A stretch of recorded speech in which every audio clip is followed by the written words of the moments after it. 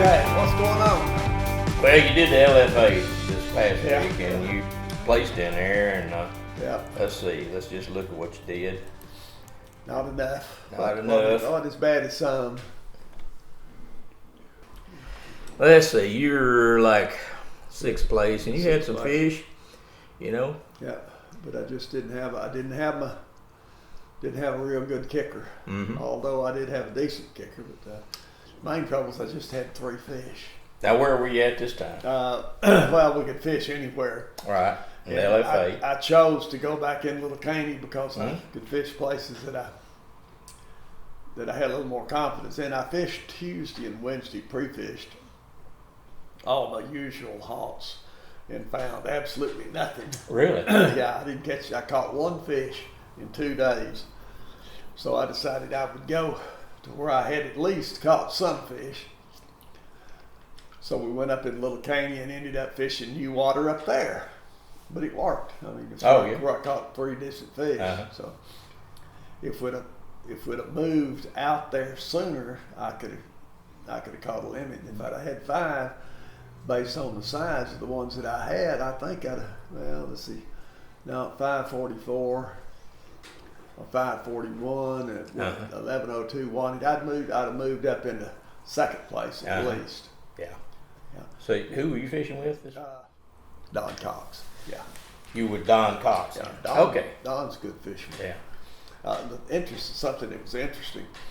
We had a tie for 4th place with 5.44 pounds. Mm-hmm. Yeah. Look at my weight. 541. You're really close to that. You almost got 3 in a row there. Almost had a 3-way tie for 4th place. That would have really knocked the payout down to about $2 a piece. Yeah. If it had a 3-way. But anyway. I counting. You got almost 30 people in this thing, you know, so that's pretty good. And I see Scott Schrader back up in there.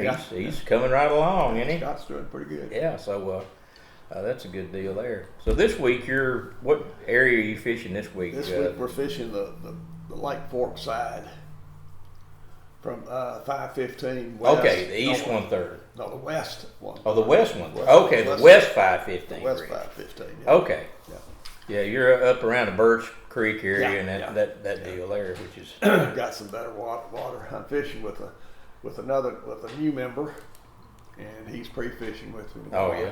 His name's Tom Watson, I believe it is. Okay. And we're going to go see what we can locate. We'll probably spend most of our time in Birch. Yeah. But start out at the bridge and kind of work from there. And go up. Yeah. Well, actually, I mean the 2946 bridge, that one there. Yeah. This one here? Mm-hmm. Probably start there on the east bank. And then work your way on around. All around, yeah. That right there at the east bank is a little pocket that I call paycheck. Oh, yeah. I've gotten so many checks out of that in preceding years. Yeah. It's been really nice to me. It hadn't been lately. That was back during when there was a lot of grass. Right, yeah. There. Did you ever go back up into duck call in here and try that out? How'd that work for you? It really didn't, but I did go up in there and look at it. Jack White, who does, this is his 3rd, okay? And in the spring, he's pretty tough, and he caught fish, quite a few fish, I believe, back up in duck call this year. So anyway, I didn't go. One of the reasons I didn't go in there is I knew he was going to. Right. Yeah. Didn't want to impinge on what he was. Sure. I wonder how he's fishing those in there. It was like a jig or something, or. No, he's been throwing a really finesse rig with a little swimming dinger on it. Oh, okay. You know. One of the places I'm interested in trying this week is up at the Johnson Lake. Yeah. Yeah. Because the dam on it ought to really, Yeah, that's a really neat area there. And I have caught a lot of fish out there on it before. I've checked it every time we fish on this side. And I've never have yet to find any this year, but I'm going to keep trying because it does a lot of times have a lot of fish. There's a cut right here. Right in there? Right here at the corner. Oh yeah, at the top of the dike. Yeah, where they where they cut it so the boats could get in and the fish could get out back at level 1. Yeah. But it's got some real interesting structure. You can put the boat in 25 feet of water and throw back up in 12 and fish off that dike at the end of the dike. Yeah. And it works out pretty good. Well, it's a long dike too, Yeah, so is. there's plenty of room there for a couple of boats, I would think. When the fish are out there, you can tell where it is because it's usually just It's lined with the boats. lined with boats, yeah. Yep. And we'll go back up in Birch, I'm sure. Back up. Is anybody fishing board tree this time of year? Well, board tree is normally one of the Tim Gold's go-to place. Yeah. And it has not been good to him this year. Really? Last year it had wonderful hydrilla in it, lots of it. This year there's not a sprig. Don't know why, but it's gone. The high water, I don't know whether that would kill it off or not. I don't think it would, but anyway. Just one of those things. Just one of those things, yeah. When you go back into Birch, do you just hit the boat ramps, the buoys? The buoys? Yeah, I followed the buoys. You can follow those pretty good until where do you have to start slowing down? Well, up there at the power line. The power line, yeah, wherever that. Okay, the power line's on a little further south. It's right before you get to Trout. Right. So when you get up into here, like if you want to go to Trout, I guess you come around this other boat ramp, swing around through there. Swing around and go across, and if the water's down a little bit, you can run this old. Oh, that old road. It goes all the way across. But with the water being up, it all looks open, and it's anything but open. Yeah, it ain't open. So to get up in the northern end of it, you hit this road, and then you cut across this road right here. Is that correct? Yeah, and then go around the backside. That's the way I always did it when I was going up in there. That's the route, and different. Last year we were catching some fish back in there, and I've been in there once this spring, and the grass is not the same there, so it hadn't stayed. And this Trout Cove, or Buzzard Bay as I call it, right? Yeah. Last year and for the past 3 or 4 years has just been full of hydrilla. This year again, it's kind of like board tree. It's gone. It's gone. Really? Yeah. You never fished in the very backs of this thing, it goes way back up in back to that point right there. Yeah. Right there. That other power line that's in there. Yeah. Yeah. I've been back that far, and that was one year when the water was down, and you really couldn't go any further than that. Yeah. But it's the next one up because we fished the creek. The creek ran right up next to the bank, so we came back to here. Somewhere. You got up in there then. That's a long way up there. It is. It's a long idle. Yeah. Yep. It's interesting territory back up in there. It's usually grass, and it's shallow and lots of laydowns and stuff, and it just looks so fishy. Right, yeah. You ought to have to hide down in the boat to tie a bait on to keep from grabbing it. Well, it's got a really well-defined creek down through here, and then you get that little sharp bend it makes in there. Right. And maybe some more that maybe don't show up on here, I don't know, but if it hadn't silted in by now. But, well, the creek channel back up in there is still pretty well defined. When you have a heavy rain or get enough current down through that, it kind of flushes it out. Yeah. When you get on down there to the power line, it's just gone. Yeah. Not anything. So you're pre-fishing Tuesday and Wednesday? Is that right? Tuesday and Wednesday, yeah. Okay. And the weather's going to be hot and dry. A little bit hot, yeah. A little hot. Chance of rain Tuesday, but not much of a chance. Well, it ain't going to get nothing but hot. You got August coming up, and that's probably the hottest part of the year, so. It will be warm, without a doubt. I hoped to have my boat put back together 100% by this week, and we've got all the parts except one item. Really? Yeah. So you're still not. You don't have power yet. Well, yeah, but I ran a power line to my front depth finder, so at least I've got a depth finder up on the bow. Yeah. And that, an area you're familiar with. That's you can get by with that quite nicely, because I remember when that's all you had, Right, you know, for years and years. And if you had the transducer on the trolling motor, you were really in tall. Oh yeah, he's up time. Yeah. So anyway, Lord. yeah. Yeah, that's back in the rock and a string days when you threw it over the side. Yep. The Lone Star boat days where you had rod down in the water, see how deep it is. Right. Yeah. Oh Lord. So I do miss the GPS, but I can do without it. Oh yeah, you know it's just it's a luxury, you know. But I've been lately. I've been working on that second volume of the book, you know, and it's going to take place from the dam area down here, and then both sides of the creek all the way up to probably about up in here, you know. Right. But I you know, I've been looking at this area right in here, and I was just thinking it would really be nice.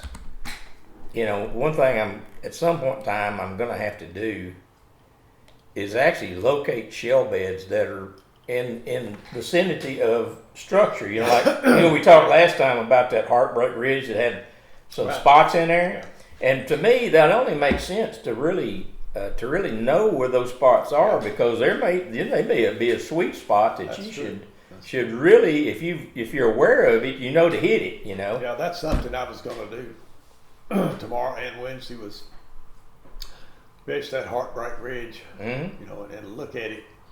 I normally fish the part of it in the boat road and to the east of the boat road, back towards the island over there. There is a cut in there. See that little cut right there that comes in there just where that island is, you know. Right. To me, that's probably not a bad place to be, is following up that little creek channel up in there, and then on the regular deal, on the very end of that thing, where it drops off to, let's see if we can piece it together here. It's got a little hump on the very end of that, drops off into the creek channel down there, you know. So, but from talking with Mike McFarland, there's places on there along that thing that he fishes. There's a shell bed out there. That's a particular one, and that's all he's going for is that shell bed. So, it just making more and more sense to actually know where the shell beds are, you know, in reference to other structures out there. The more you know, the better off you're going to be. That's right. That's right. So another thing I like to fish in that Birch Creek area is the old 514 road bed. This road bed up here, yeah, I know what you're talking about. That's the sunken one, the old bridge. Right, that's what we're looking at right there.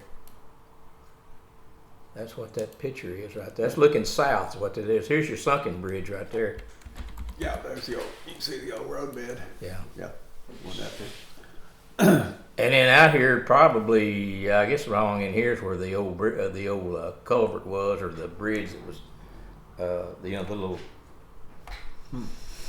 It was at the end of there. There's actually a bridge in here. Yeah, it's out here on the creek channel. Yeah, wherever the creek channel comes in through there. Kind of hard to tell from there, but this is like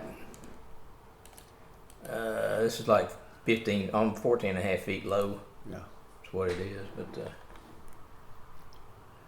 that was back when there was still a lot of timber. I remember going up in there when the timber was still green, and this may be the right time frame, and fishing the old road. Mm-hmm. And the thing that amazes me, if there was one of these boxes on the bridge that they had the equipment for measuring the creek level, the water level and everything, it was still out there. And you could see it at that level. It was just sticking out of the water. And as many times as I've fished out there, I've never gotten hung on that thing. So I wonder what happened to it. You think it's still there? Well, it was there. Was it made out of concrete or? No, it was just a wooden steel structure, I guess. You see them on a lot of the older bridges. They've got louvered sides and such. But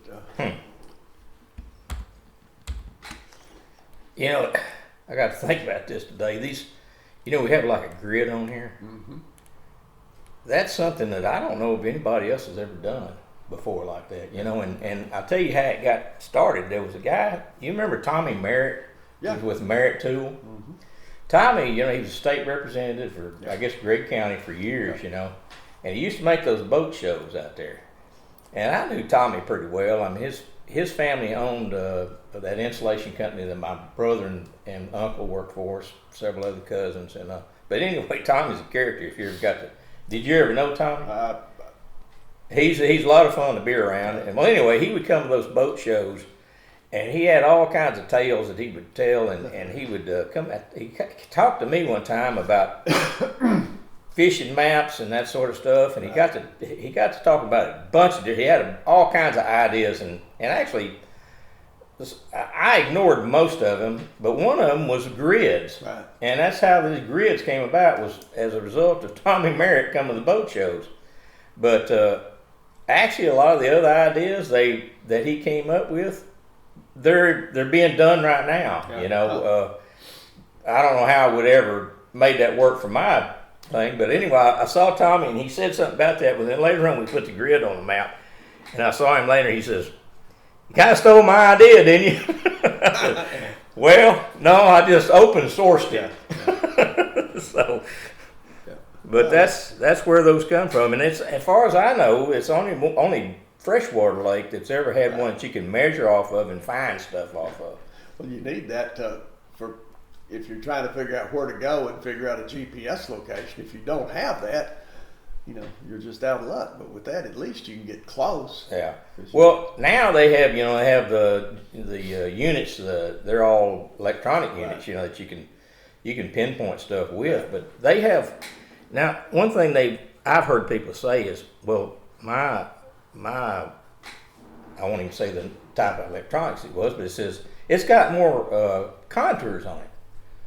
Well, it may very well do that, but are they accurate? Yeah. That's the thing. And I could put all kinds of squiggly lines on there. All that does is confuses the map. Yeah.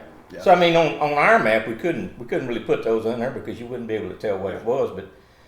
On the others, I don't know if it's accuracy or if it's penciled in or what, and so you really, if you're serious about it, you need to take a unit and actually measure it with, a measuring device at that contour, and then you have a better idea of it. But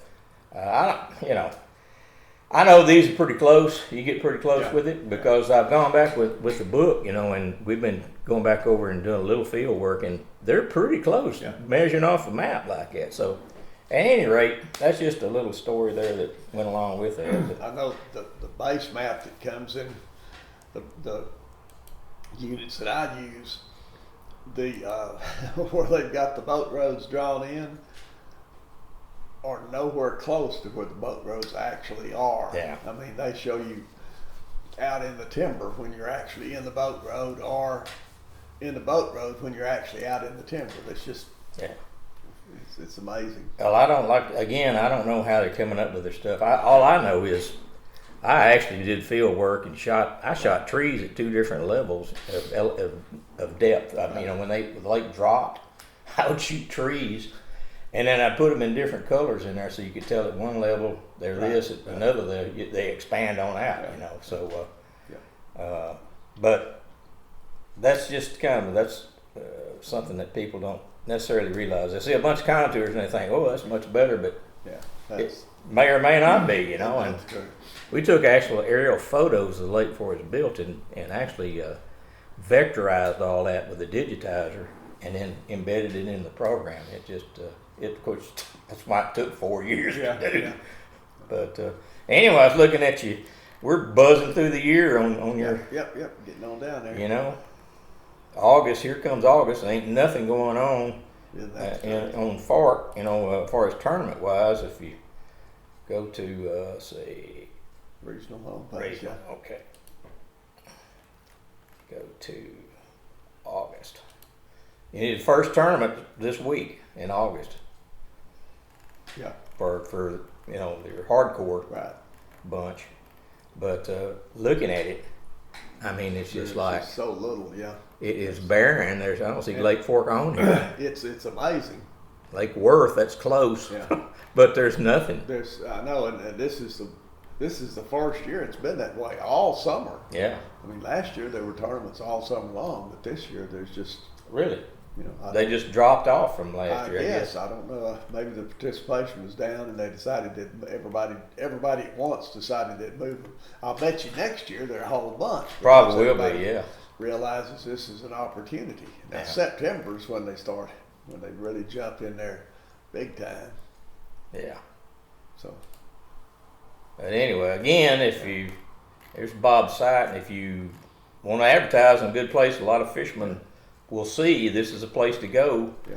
And you can contact Bob on this page. There's places that you can go to, and 50,000 hits or something. I mean, it's like ungodly amount of hits. Looks like it's going to be about 50,000 this month. Wow. Regional, and see where we are now as of go back to national. Yeah. National. There we go. And as of yesterday, we were at 42,000. The average is 45, so this is going to be an average month. Yeah. And it'll pick back up again next month. The numbers will start going up because it's hot and nobody's interested in fishing. So I suppose so. I saw where they did the stocking on there was some page, Facebook page, that showed the stocking the 21st. Yeah. Showed a little video. It really looked neat, you know, where they're putting all those fingerlings out. So I don't know, how often do they do that? 2 or 3 times a year. Okay. Just every year then? Every year. They've been doing it real regular lately. Yeah. It's just amazing. I don't know what kind of schedule they actually run on, but they have been doing it pretty frequently. Yeah, well, that's a good thing to do. So anyway, I also saw where they had the school bass tournament. The high school. High school. High school, yeah. High school. Yeah. I haven't seen any results either. I don't know. And it's amazing how many girls are involved in it too. Yeah. You know, fishing used to be an all male sport, but they're high school girls that are probably pretty tough fishermen. I know in my experience with my wife and daughters and grandkids is the women they'll concentrate more and they'll outfish you if you're not Well, yeah. if you're not real careful. They'll Yeah. give you a lesson. Well, some of them get very concentrated on it. Yeah. I mean, you know, I remember Sherry Rustlink. She was such a Oh. great guide, and I really liked her, and she was something else. And she did Bassing Gals, I think, and I guess they're still doing their thing. You know. I list the Bass and Gals tournaments every year, so they don't have very many, but they've got 4 or 5 scattered around the country. Yeah. So we need to hear from them sometime. Yeah. I got to looking at my traffic on my site, and it's all male. So Yeah. I don't know how to increase that. Yeah, We bring in some hunks or something, I don't know. Yeah. Chippendales. We had any Chippendale fishermen out there, Yeah. Really. contact us. That might hurt more than it helps. Yeah, I probably would.